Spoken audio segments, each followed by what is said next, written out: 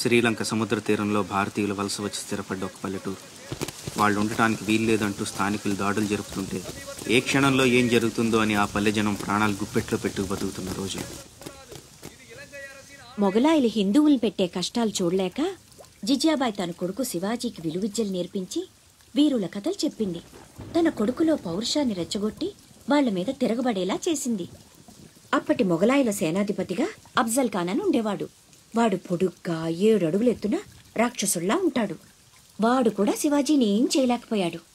అందుకని సంధికని పిలిచి కౌగిలించుకున్నట్టు నటించి వీపులో కత్తితో పొడిచాడు. అమ్మో, శివాజీ చచ్చిపోయాడా? లేదురా, శివాజీకి ఉక్కు కవచం ఉంది. ఇనుపగోళ్లతో అఫ్జల్ ఖాన్ గుండెని 2గా చీల్చేశాడు. అది చూసి జనం ఛత్రపతి ఛత్రపతి అని శివాజీని పొగిడారు. ఛత్రపతి అంటే ఏంటమ్మా? తన కోసం తను బతికేవాడు మనిషి, నలుగురు కోసం బతికేవాడు ఛత్రపతి. తర్వాత ఏమైందమ్మా?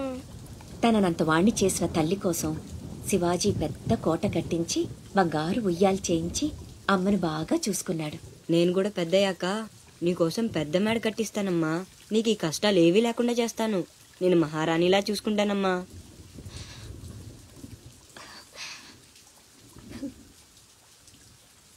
నువ్వు చాలా గొప్పవాడు అవుతావు నాన్న.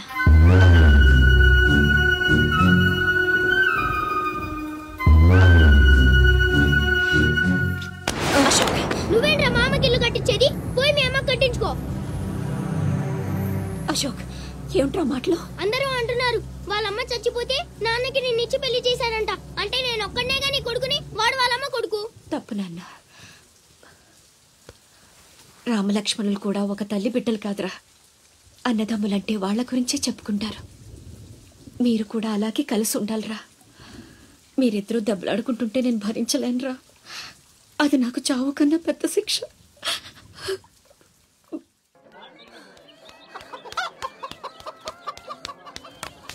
అమ్మా అమ్మా అమ్మా, ఈరోజు నీ పుట్టినరోజు కదమ్మా.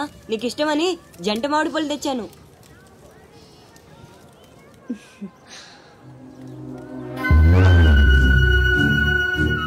అమ్మ కోరికలన్నీ నీకే తెలుసురా. పండు చాలా బాగుందన్నా. ఎక్కడి నుంచి తెచ్చావు? సత్తన్న తోటలో దొంగతనం చేసి తెచ్చాడు. ఏరా, దొంగతనం చేసావా? లేదమ్మా. అబద్ధం చెప్తున్నాడమ్మా. ఇందాక బడేకి కొట్టి దొంగతనానికి వెళ్ళాడు. కావాలంటే ఒట్టేసి చెప్పమను. ఒట్టేసి చెప్పరా.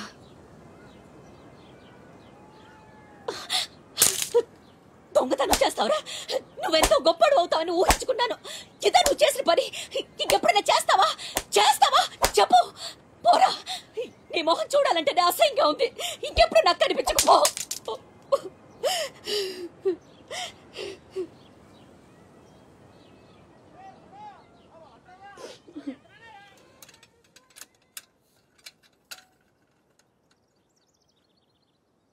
పుల్లయ్యగాడు ఊరగాయకు అందకాయ అడిగాడు, ఇచ్చావా? ఇచ్చాను నాన్న. సత్తన్న, ఏంటమ్మా?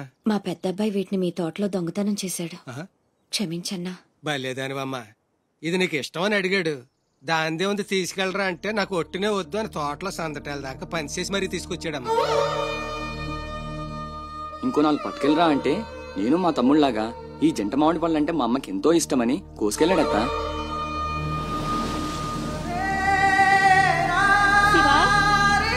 నాన్న, శివా శివా శివా శివా నాన్న, శివా.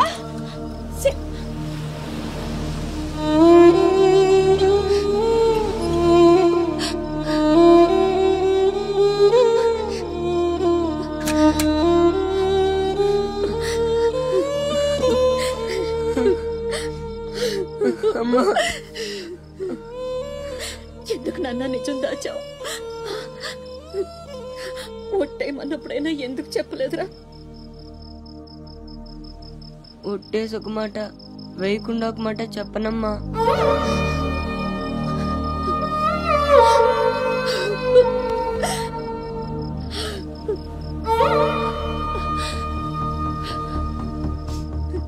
ఇంటికి వెళ్దాం పద నాన్న. నిద్ర వస్తుంది. కాసేపు నీ ఒళ్ళో పడుకుంటానమ్మా. పల్లె భగ్గున మండింది.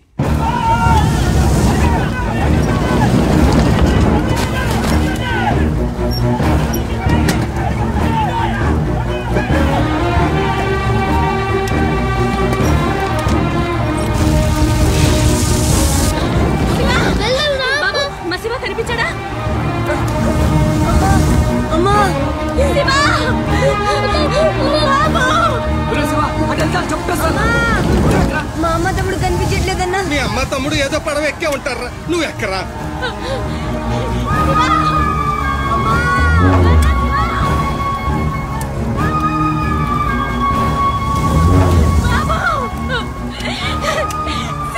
అమ్మా అన్నయ్య అక్కడమ్మా లోపల పేడు.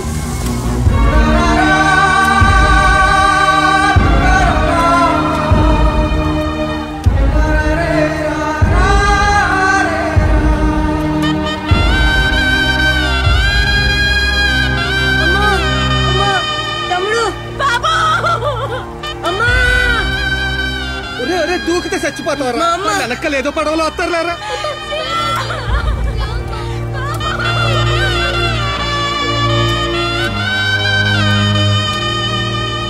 పడవలు అయిపోతున్నాయి, రండమ్మా రండి, పట్టణాలు పోదాం.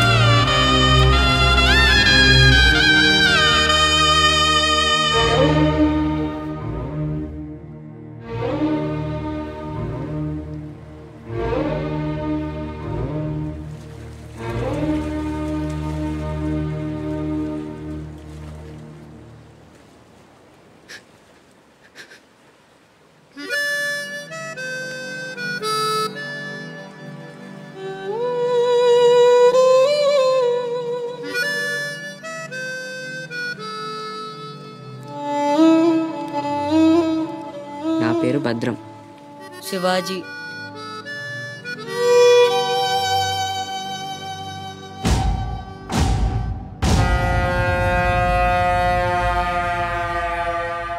బాజీరావు గారు, వేళ్లతో కలిపి ఇప్పటి వరకు వెట్టి చాకిరీకి అదే మీరు చేరదీసిన కాంతిసీకుల సంఖ్య 3000కు పైమాటే.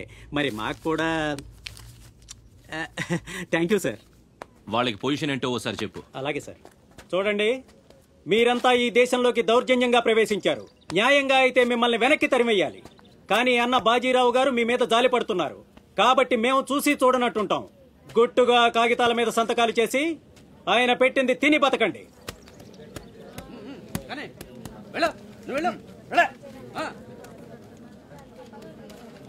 తెల్ల కాగితాల మీద సంతకాలు ఏంటండి? ఇదంతా మోసం.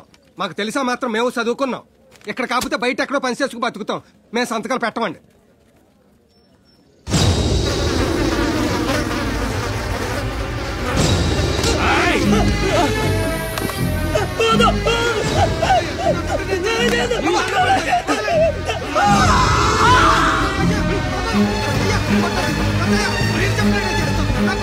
బాబా బాబా బాబా నా బిడ్డ బాబా బాబా బాబా బాబా. ఏయ్, చూశారుగా, ఎదురు తిరిగినోడు చావడు, వాడి వెనకున్నోడు చేస్తాడు.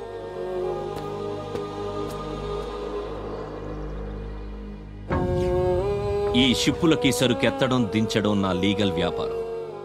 దాని వెనక జరిగే చీకటి వ్యాపారం వేరే ఉంది. అదే నన్ను విశాఖపట్నానికి ఇంటర్లుడ్ని చేసింది. స్మగుల్డ్ గుడ్స్ని షిప్పు ఒడ్డుకొచ్చాక దించడం కష్టం. అడ్డమైన గాడిదలందర్నీ మేపాలి.